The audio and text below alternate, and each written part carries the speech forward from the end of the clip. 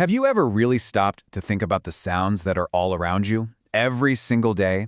It's not just noise, it's not just music. Some believe it's an invisible architecture, one that might have been designed with a very specific purpose. So let's just get right to the heart of it.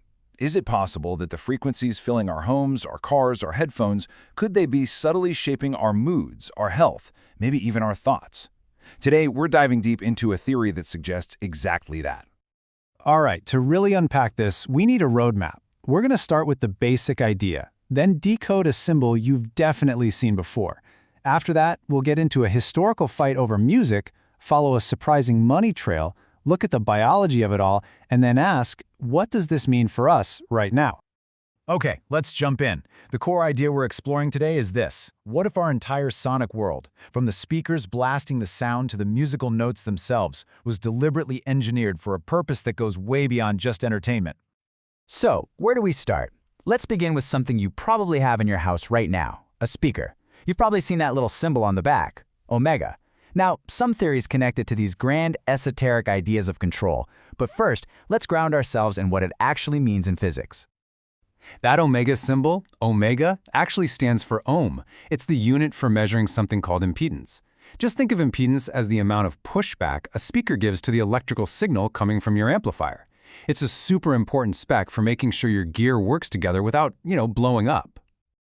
But here is where it gets really interesting for this theory. See, impedance isn't just one single number. It's made of two parts. You've got the basic resistance of the wire, that's simple enough.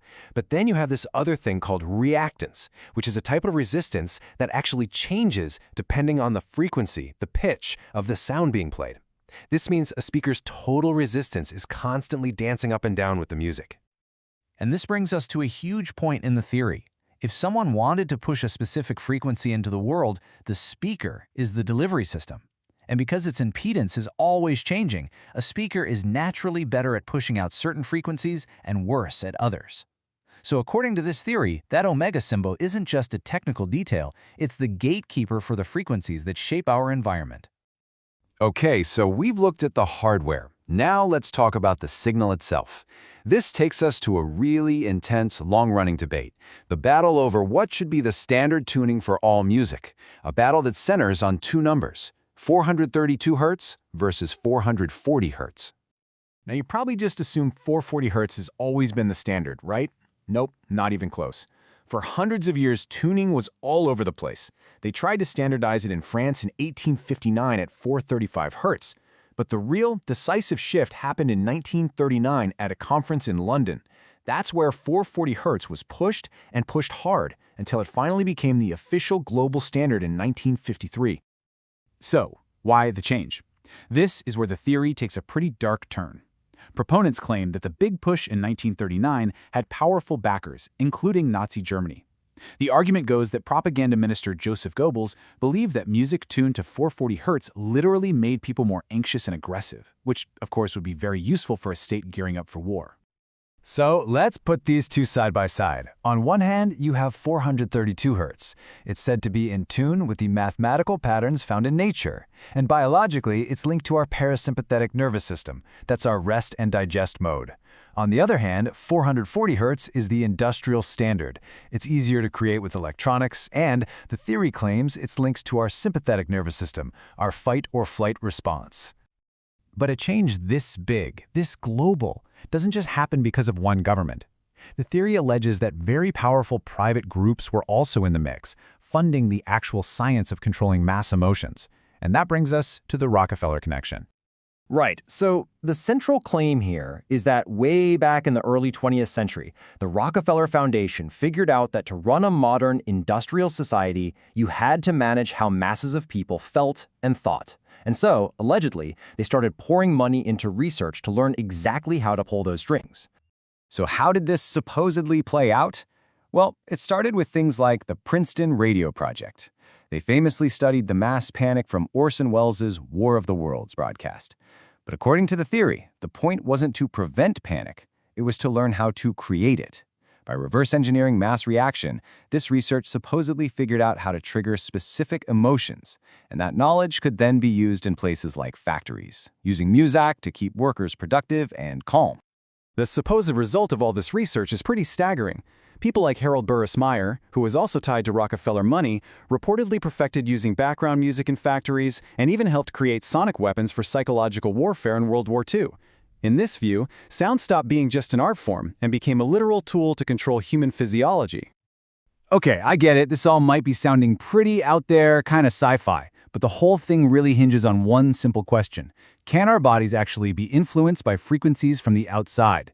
To answer that, we got to look at the biological evidence that the theory points to.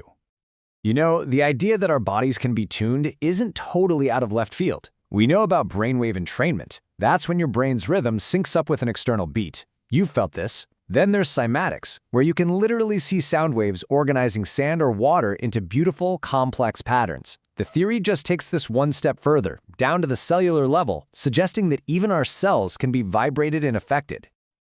And this isn't all just abstract concepts. There's some actual data.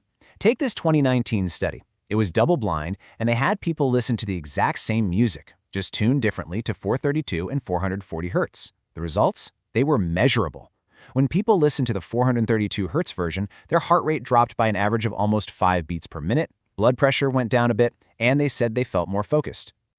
So what a study like this suggests is that there's actual physical evidence for the theory's main claim. 432 hertz seems to literally calm the body down, kicking in that rest and digest system. And the flip side of that, of course, is that 440 hertz, the standard we hear all day every day, might be doing the exact opposite, keeping us in a low-grade, constant state of fight or flight.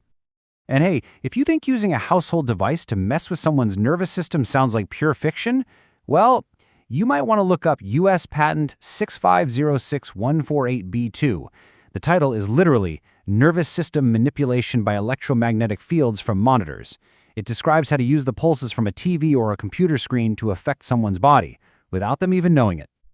So that brings us to today. If this kind of research kicked off way back in the 1930s, where is it now? Well, the theory proposes that it didn't just stop, it evolved into a whole new generation of advanced and often silent sonic technologies. The modern toolkit, according to the theory, includes things like voice-to-skull technology, which supposedly uses microwaves to put sounds right inside someone's head, sounds no one else can hear. Then there's silent sound spread spectrum, which is said to embed subliminal messages on frequencies our ears can't pick up. And the ultimate endgame? It ties right back to that omega symbol.